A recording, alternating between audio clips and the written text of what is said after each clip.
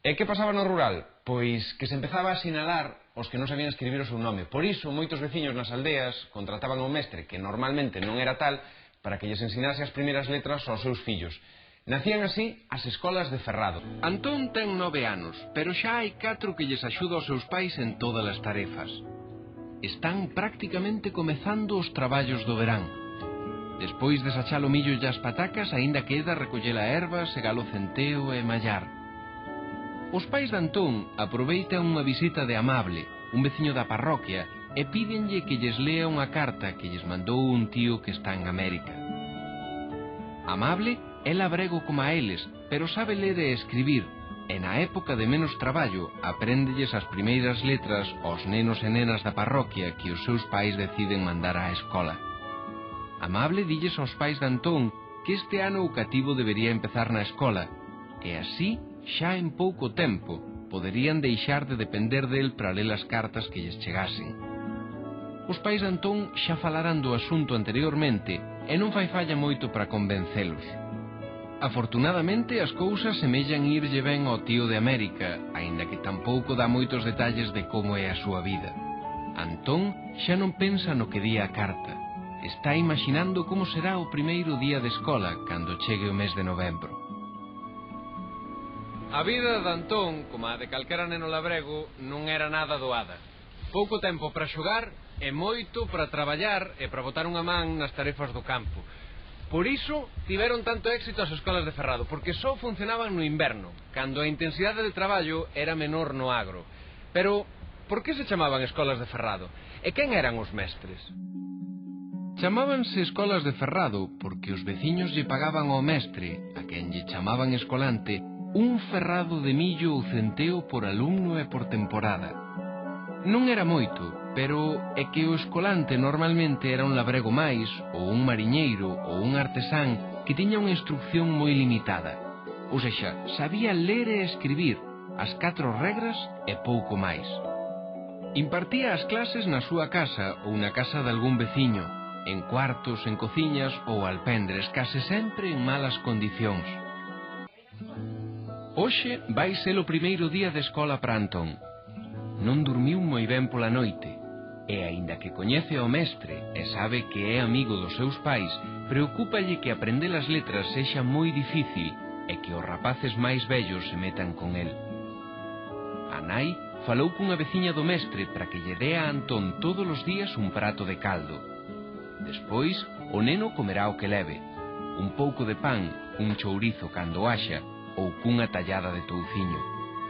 Por ese prato de caldo ao día, os pais de Antón terán que irlle axudar a esa veciña unha semana na sega do ano que ven. Pero hoxe, Antón tamén vai estrear os zocos que lle trouxo seu pai da feira de Guntín. Cando os probou non quixo dicir nada para que non lle fixeran levar os vellos á escola, pero xa lle deu a impresión de que eses zocos lle quedaban grandes demais.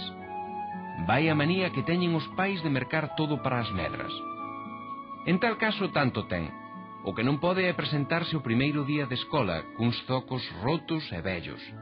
Iso sería unha vergoña.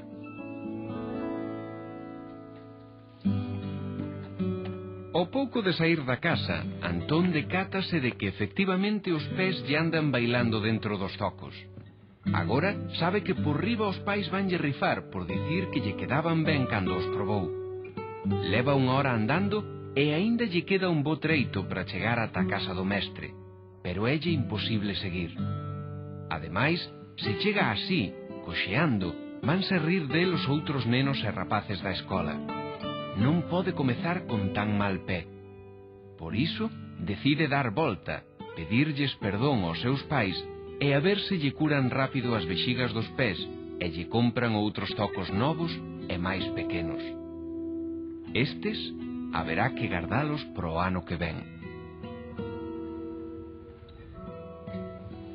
Hoxe vemos na televisión noticias de pais que denuncian que os seus fillos teñen que andar case 1 kilómetro para chegar ao autobús escolar. Moitos galegos de certa idade ao escoitar isto sorrín porque recordan que cando eles ían á escola tiñan que andar 4 ou 5 kilómetros para ir e outros tantos para volver. Hoxe por fin é o primeiro día de escola para Antón. Estes zocos sí que son do seu número e está contento con eles. Os outros nenos xa os teñen todos cheos de lama porque xa levan unha semana de escola. Por iso non lles importa andar estoupando nas pozas. A Antón tampouco lle importa moito porque sabe que logo os vai ter tan negros como os dos demais. Sente que os demais nenos son como a él e, ademais, sorpréndelle que no grupo tamén haxa algunha nena. Claro que agora toca descubrir como vai ser a súa primeira clase. Antón agradece a confianza que lle dá o mestre. Ten fama de recto e non admite que os alumnos se distraian con cousas que non teñen que ver coa clase. As leis educativas establecen que as clases deben estar separadas por sexos, pero a iso nin o cura da parroquia lle fai caso porque sabe que é imposible de cumprir. O mestre aproveita que Antón ten que aprender as primeiras letras para comprobar se os alumnos máis vellos lembran o pouco que aprenderon o ano pasado. Daquela, case non circulaban libros polas aldeas agás catecismos, almanaques ou o famoso calendario zaragozano. Como libros escolares existían só os populares silabarios ou cartillas, aínda que estes supoñían un desembolso económico para as familias. Así que as partillas e outros documentos vellos eran utilizados como textos para aprender a ler, con todas as deficiencias caligráficas e ortográficas que estes documentos podían ter. Aos pais dos nenos non lles parecía mal esta práctica, porque pensaban que este tipo de documentos eran cos que os nenos terían que enfrontarse no futuro. Despois de ler, o segundo que tería que aprender Antón sería doutrina cristiá, estudiando de memoria o catecismo do padre Astete.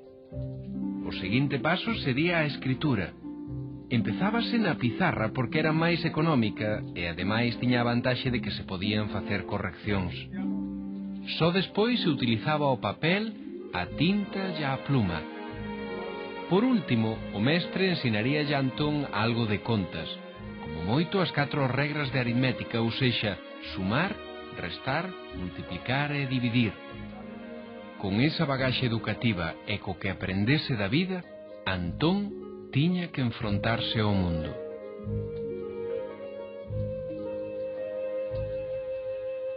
Esta é unha típica escola de Ferrado recreada aquí no Museo Pedagóxico de Galicia, en Santiago. Este é un tego. 2 tegos fan un ferrado, que cheo de gran era o que cobraba un mestre por alumno e ano. Mestre que normalmente lle falaba aos seus alumnos en galego, pero que tiña en castelán todo o material disponible para ensinarlles a ler. Ademais, as leis educativas obrigaban o uso exclusivo do castelán na educación. Pero moitos daqueles mestres dificilmente podían ensinar o castelán que non sabían. Iso sí, como deixou dito Castelao, os nenos aprendían que falar galego era falar mal e falar castelán era falar ben.